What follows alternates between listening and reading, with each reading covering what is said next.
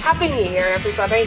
The theme of today's video is going to be New Year, New You, and it's going to be geared towards our more mature clients and viewers. So I'm going to identify for you the main problems that my older clients tend to have and show you some new products and techniques so you can approach your makeup in a new way in 2017. So let's get started. My model today is my very own glamorous mum, Fiona, who has kindly agreed to let me do our mature makeover on her. Now, like most women her age, my mum has been stuck in a bit of a makeup rut for many years, despite me trying to teach her a few things. So today I'm going to talk you through a few new updates for her.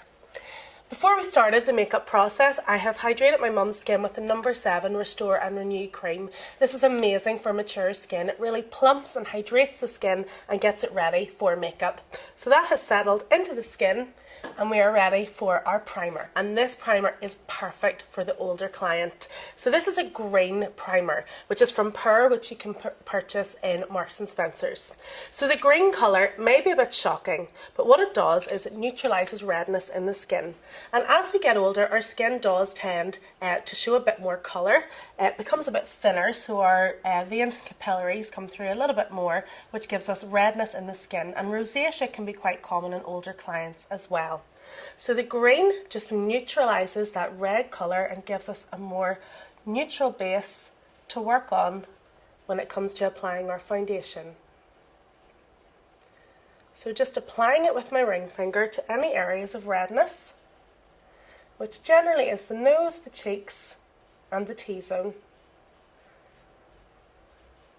It can look a bit scary when you're first applying it, but believe me, this will make such a difference to your makeup application.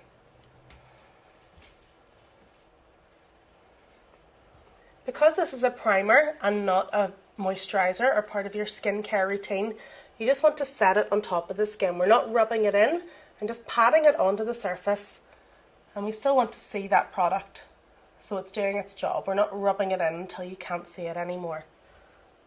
And now we're ready for foundation. The foundation that I've chosen for our older client is the Dior Totale Triple Correcting Foundation. This is a godsend for the older client. So this foundation has a serum built into it. Serums are great for plumping out fine lines and wrinkles on your skin, and as well as that, this corrects dark spots and circles and also adds luminosity and radiance to your skin. It is an absolutely fantastic product which you can purchase at Medicare on the Dior stand. So I'm just applying it with a flat brush, and then I'm going to buff it in with a little stippling brush. So one problem that I tend to find with older clients with foundation is that they've been wearing the same foundation in the same shade for many, many years. So you need to choose a foundation that is suitable for your skin type, and generally as you get older you're going to have more fine lines and wrinkles, so you want to choose something that is going to flatter those and not look cakey. So this one, with its built-in serum and its light texture, is absolutely ideal. It also has a built-in SPF of 25, so it'll save your skin getting damaged in the sun if you happen to be out and about golfing or for walks or anything like that. And this foundation has a lovely light texture, so you can work all the way up to the eyes with it, which is great. It doesn't settle into any fine lines or creases. And when it comes to choosing your foundation, to make sure you're picking the right shade, make sure that you match it to your neck and chest, so it's going to harmoniously blend down. You're not going to be a different colour to the rest of your body.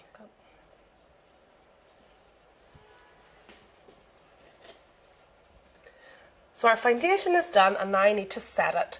Now, one problem I tend to find with my older clients is that their foundation goes very cakey because they layer on their powder. So I'm going to use a loose translucent powder from Autograph at Marks&Spencers and take a little on my brush. This is really finely milled, so it's a really lovely light texture, and I'm just going to pat this onto the skin rather than rubbing it. So it's not going to go cakey or look chalky or too powdery. It's just going to set the foundation beautifully and add a lovely matte finish. Another common problem I tend to find is people not understanding where to put their blusher and what shade of blusher they should be wearing. Now, if you go to the number 7 counter in Boots, they will identify the best shade for you in your blusher and your lipstick using their number 7 technology. It's really amazing. So for my mum, based on her warm undertones, I've chosen this lovely coral blush, which is from Clarins. Now, my mum tends to like her blush very pink and very bright, so this more muted tone will complement her skin tone a lot more. And wearing the right colours, especially when you're a bit older, will make you look 10 years younger. It is so flattering to your skin tone and it will really just take those years off. Now, blusher is just meant to be applied to the apples of your cheeks, which is the little fleshy part of your cheek that comes forward when you smile. So if you keep smiling, I'm just going to apply this blusher lightly onto the cheeks, and it just warms it up, adds a bit of colour, and it doesn't need to be in a big stripe the whole way up your cheekbone. It just perks you up and brightens your eyes and makes you look so much younger and fresher. For eye makeup, we also need to alter this as we get older as well. So I've chosen this little eyeshadow duo from Autograph at Marks&Spencers, and I'm going to show you the most flattering way to apply this to an ageing eye. So as you can see, just close your eyes for me, we've got some little fine lines on the eye here, and the lid is beginning to droop down a little. The worst thing you can do on an older eye is to cover this completely with a dark shadow. It's going to make the eye look more sunken in, smaller, and really emphasise these creases.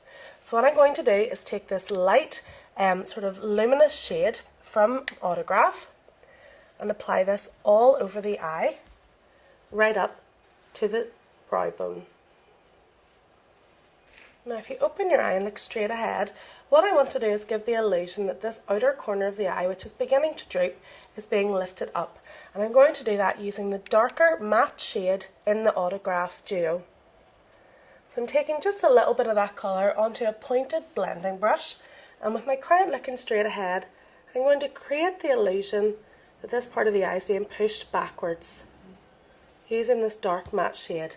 So it's almost creating a new crease, one that's more lifted and given more of a cat shape, and it gives just the right amount of smokiness and depth without closing the eye in. I'm not going to drag it into the socket because I don't want to close the eye in at all. I want to keep it nice and open and as big as possible, and you can see the difference between those two eyes. And this is a nice flattering shape, generally for any older lady. And then the eyes just need finished with a lick of mascara, and I'm using my favourite Benefit They're Real. Just look down to your knees.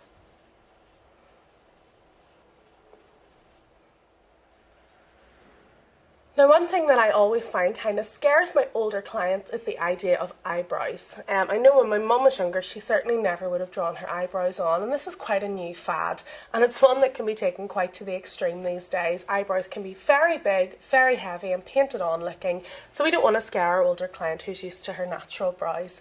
But at the same time, you shouldn't miss out on what a change your brows can make to your face with the right type of makeup. So I'm going to use Precisely My Brow, which is a lovely fine pencil from Benefit.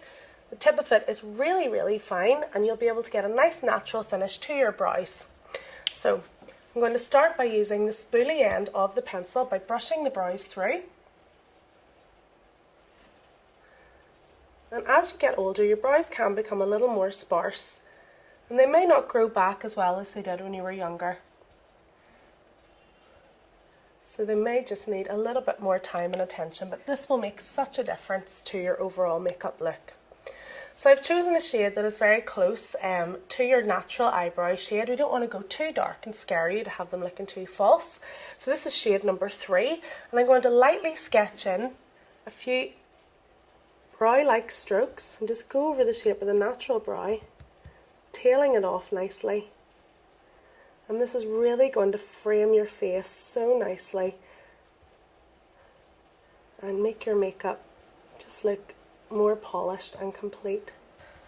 A nice natural brow pencil is the best way to cheat your brows if you're not feeling confident using powders or waxes.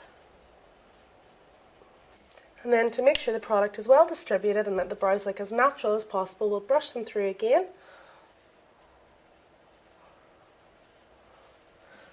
And there you go. The brows still look natural, but just a bit more polished. So finally, we're going to apply our lipstick. Now, my mum loves her pink frosted shimmery lipstick. She's been wearing the same shade forever, and I'm sure a lot of older ladies have worn the same shade maybe since they were in their teens or 20s. And it's great to have your favourite shade and know what you're all about, but like with your blusher, wearing the wrong lipstick can make you look a lot older, whereas wearing the right shade that complements your skin tone and your undertones will make you look so much younger. And that's what we want, that's what it's all about today. So to complement my mum's warm undertones, I've chosen the Clarins Rose Praline, which is a really beautiful warm shade, still a little bit of pink in it, so you'll not totally miss your old pink shade, but it's a bit warmer and it's going to really flatter your skin tone.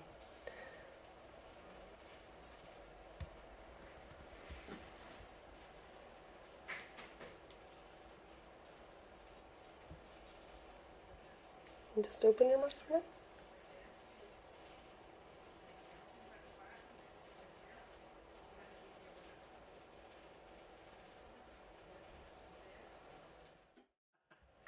So this is our finished look. As you can see, my mum looks really youthful, her skin looks plumper, her eyebrows are fuller and her eyes look really wide and open. You look great. Thank you, Jo. So hopefully you've picked up a few tips that will help you be a new you in the new year. Thank you for watching.